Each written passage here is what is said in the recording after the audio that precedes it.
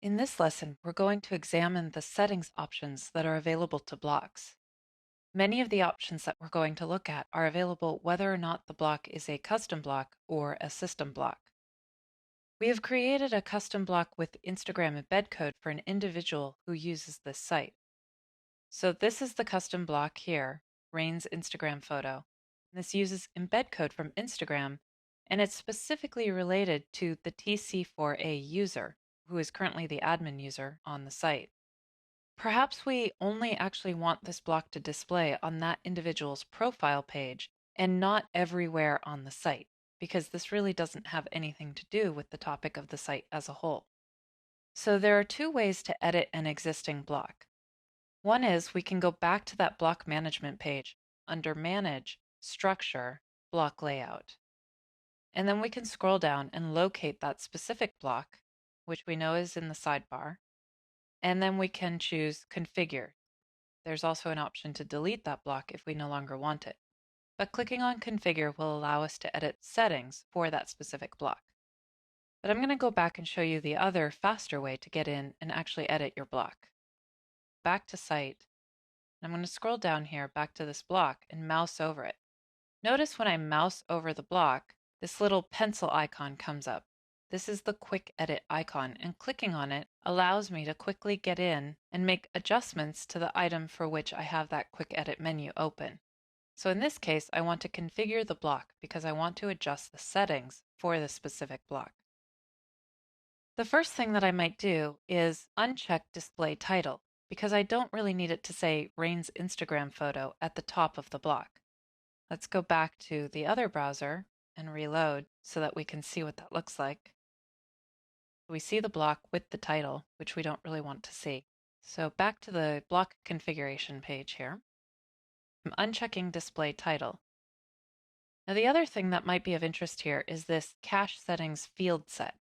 I know that this is a field set with options within it because the little arrow to the left of the word cache settings and because it's in a box.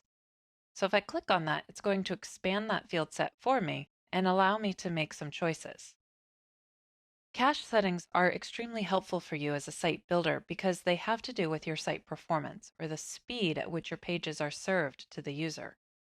What caching does is stores a static version of the content that can then be displayed to the user or to various users for a certain amount of time. Remember that Drupal is a content management system, and any information presented on the site comes from a database, which means that anytime somebody hits a page, the database has to be queried to return whatever content should be displayed on that page. By using caching, you're allowing the browser to skip the query step and display a static version of the content from some previous point in time to the end user, so it'll display much more quickly and therefore your site will have better performance. If the content has changed between that last snapshot and the time the page is being accessed, the page may not display the most current content to the person accessing it. So you'll want to make your cache settings choices very carefully. Maximum age is how long something can be cached for before a new snapshot needs to be made. So in this case, forever is quite a long time. So you might want to say that every day the cache should probably be released so that the content can be updated. You can also change the cache settings by context, meaning where that particular user is coming from. And this is really helpful for fine-tuning your performance and is definitely another lesson. Scrolling down here, we have other options for how this content is going to display. First of all, we can set the language on which this particular block displays. So perhaps this block should only display on the English pages, or perhaps it should only display on Chinese pages if the user has chosen to view the site in Chinese as opposed to in English. Another option is content types. Perhaps this is a block that we only want to see on article content and we don't want to see on any other type of content. I'm going to skip pages for a moment here and drop down to roles. So another option for block visibility is which user roles can see the block. User roles will be discussed in another chapter.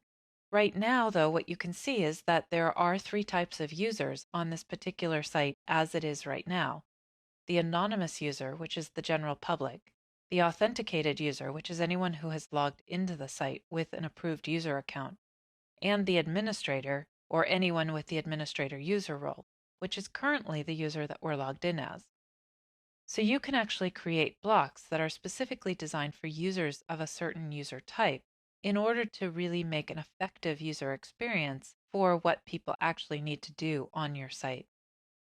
But the one that I'm interested in right now, because I want this particular block to only display on one page on this site, is the Pages tab here.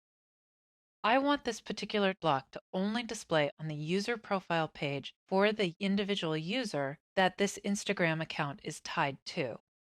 In order to make this happen, I need to find out what the URL is for that particular user.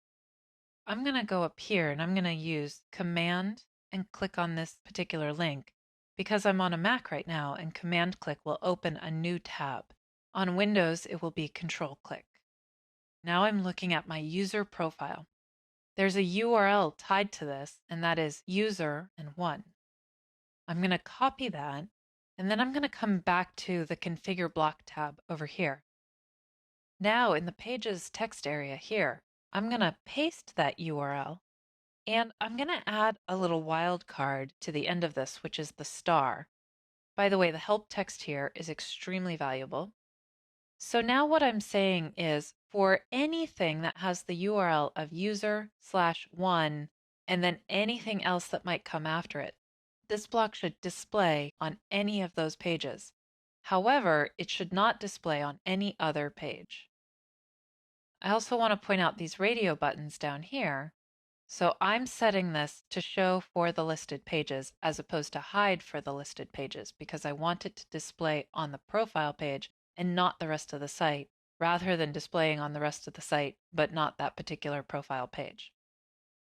So now that I've made these choices in the settings, I'm going to go down to the bottom and click Save Block. If I scroll down here on the home page, you'll see that that block is gone. But if I head over to the tab that displays my user profile and reload, now if I scroll down, that block displays, it doesn't have the title anymore, and it's only showing on my user profile. So in this lesson, we covered block settings, which determine how and where a block displays, not only in the site layout, but also in the site structure. The layout being the regions, so in this case the left sidebar, and the structure being where in the navigation it might display, whether it displays for a specific user or in a specific language.